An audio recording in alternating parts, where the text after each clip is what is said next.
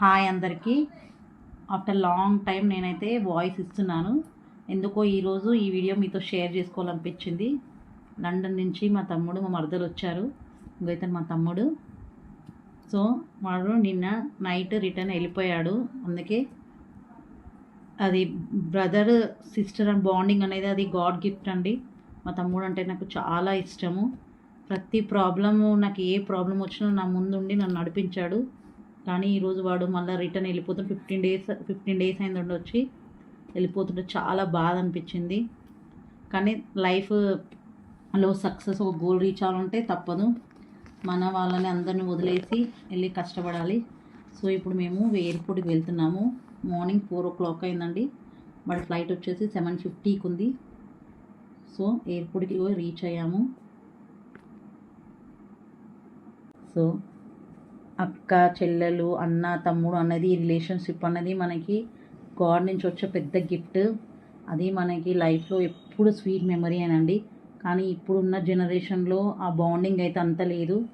కానీ నేను మా తమ్ముడు అయితే ఏ రోజు కొట్లాడుకున్నది ఏదీ లేదు. వాడు వెళ్ళిపోతే నాకు చాలా బాధ అనిపించింది.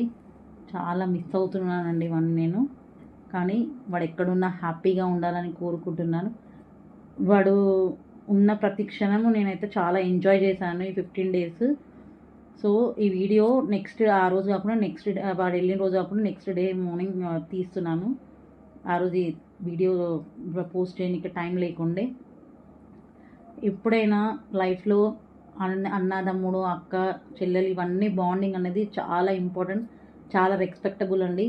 కానీ ఇప్పుడు ఉన్న జనరేషన్ మాత్రం అలా లేరు. అసలు ఆ రిలేషన్షిప్ చాలా తగ్గిపోయింది. మా తమ్ముడు మాత్రం నాకు ప్రతి ప్రాబ్లంలో ఎప్పుడు ఏ అవసరం ఉన్నా వాడు ఎప్పుడు నా ముందు ఉంటాడు. వాడు వెళ్ళిపోతున్నప్పుడు నేను చాలా చాలా బాధగా ఫీల్ అయినా.